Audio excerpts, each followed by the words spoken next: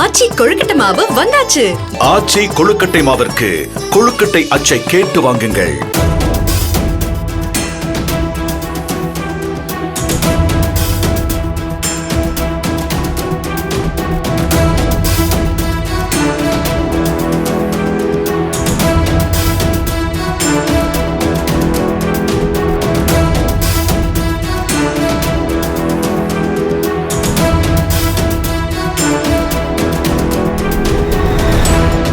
விழுப்புரம் மாவட்டம் திண்டிவனம் அடுத்த முப்புள்ளி கிராமத்தில் கஞ்சா போதையில் ஊராட்சி மன்ற தலைவரை தாக்கிய இளைஞர்கள் 2 போலீசார் தேடி வருகின்றனர்.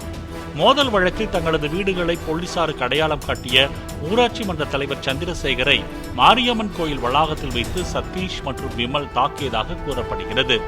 சிசிடிவி காட்சிகளின் அடிப்படையில் போலீசார் வழக்கு பதிவு செய்து விசாரித்து வருகின்றனர்.